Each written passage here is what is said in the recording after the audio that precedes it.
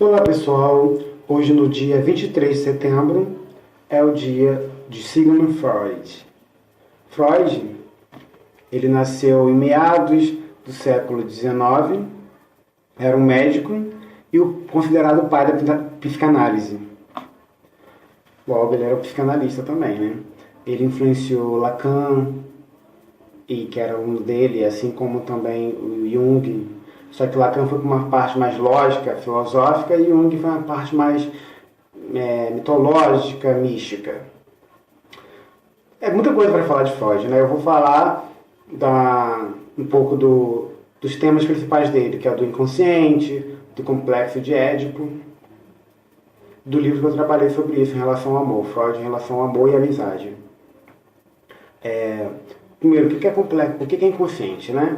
Ele percebeu que algumas pessoas, né? Começou tudo com a Ana, que era uma pessoa que ele cuidava, percebeu que algumas pessoas, né, tinham histeria, ficava cega, mas não estava cega. Era uma coisa psicológica. Então ele começou a perceber que tinha algum efeito mental e não físico em muitas pessoas. Foi quando ele percebeu que o inconsciente existia. Né? Não vou entrar em detalhes do id, do ego, tal. Mas assim, é algo que está ali, mas você não sabe, por isso esse nome é inconsciente, né? Mas como assim você consegue perceber o inconsciente se você não está sabendo? Através dos atos falhos, sonhos, várias maneiras de você perceber o que o seu consciente quer falar. O que o seu inconsciente quer falar, né? Porque o seu consciente está meio bloqueando a manifestação do inconsciente. Por isso ele aparece em atos falhos, que é quando você erra um nome, fala uma coisa errada, confunde, ou escuta errado. No caso do sonho, você tem um sonho aí, uma mistura ali de coisas, porque nem sempre o sonho ele vem literal do seu desejo, né? Ele pode estar um pouco maquiado. Claro, e sempre está ligado com ao sexo, né? Já que a impulsão sexual para o pensamento freudiano é muito forte. Aí que vai entrar o complexo de Édipo, né? Falando do mito rapidamente, né? O mito grego Édipo, quando ele nasceu, os pais levaram para o oráculo, né, para Pitonisa, que ela falou oráculo de Apolo, ou seja, adivinhação ali, e falaram que o destino do rapaz era casar com a mãe e matar o pai. Aí eles mandaram matar, né? Aí só que o cara abandonou ele lá no local, preso aos pés, aí outro pastor achou, entregou para o rei de outro lugar, e eles criaram como se fosse filho. Aí quando ele já estava grande, o Édipo foi também se consultar com a Pitonisa, e o oráculo foi o mesmo, né? Foi o destino a matar o pai e casar com sua mãe. Para ele fugir do destino, ele saiu da cidade dele, no meio do caminho encontrou a tropa junto com seu pai de verdade, biológico, teve uma batalha e ele matou o pai. O pai estava fugindo porque a cidade dele estava, Tebas, né? Estava sendo atormentada pela esfinge. Que ela falava, o enigma, né? Decifra-me ou te devoro. Que era, qual é o homem que de manhã, qual é o animal que de manhã anda com 2 patas, de manhã anda com 4 patas, mais à tarde com 2 e de noite com 3. E ninguém decifrava. Aí quando o Édipo chegou lá e decifrou o enigma, que a resposta é o homem, a esfinge se matou e ele foi declarado rei, então tive que casar com a rainha que estava viúva, que é a Jocasta.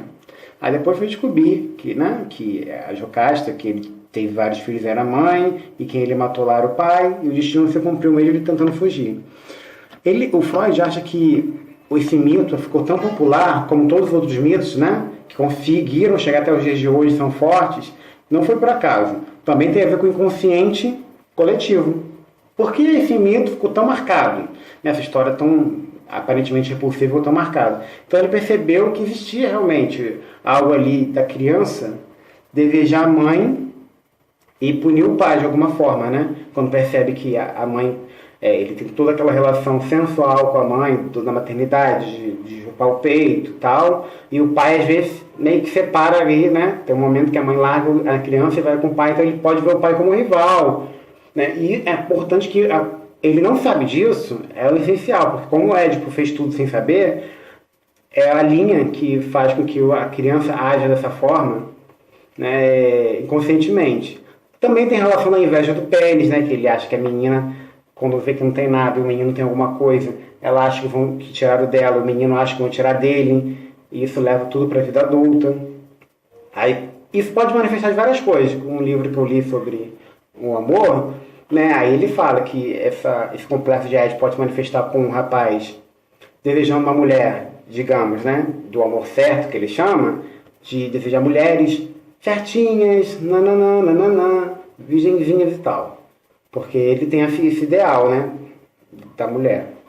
Alguns, ao perceberem, devido ao complexo, que a mãe faz algumas coisas com o pai, e entender ela como se fosse uma prostituta, né, como uma traição, e só se interessar por mulheres que que tem essa fama, né, só ama mulheres dessa fama. Ou então ele pode entender que, no caso, ela é uma mulher comprometida e só se interessar por mulheres que não exatamente sejam comprometidas oficialmente, mas que ele acha que ela não é totalmente dele. Então ele vai fazendo essa análise aí, quais consequências do complexo de Édipo, né? Claro que muita gente discorda, concorda, não é para você concordar 100% com a fala. Em relação à amizade, ele também leva para esse lado. Ele fala que a amizade, aquela amizade, né, ocorre também o desejo sexual. Só que você reprime, assim como você reprime o seu desejo pela sua mãe, no caso dos homens, né, pela sua irmã, você reprime o seu desejo sexual pelo seu amigo. Ele acha que você, quando escolhe um amigo, você tem uma atração sexual, só que você reprime e mantém só no nível da amizade. Também uma coisa que você não tem consciência, que você tem desejo pelo seu amigo, né? Aí tem os atos falhos, né, que você percebe ali as brincadeiras, né, que você tem com seu amigo, que pode indicar isso, mas você não sabe, você fala pelo ato falho. Enfim, basicamente é isso, tá? É tanta coisa para falar de Freud que eu ficaria aqui 1 hora falando. Mas então, aí Freud morreu no ano 1939. Ele nasceu na República Tcheca, que hoje que na época pertencia ao reino austríaco, né? Então seria austríaco, só que hoje essa região que ele nasceu pertence à República Tcheca. E ele morreu nessa data, dia 23 de setembro de 1939. E é isso, né? Quem quiser saber mais sobre Freud, só pesquisar sobre ele, gente. Então até a próxima, pessoal.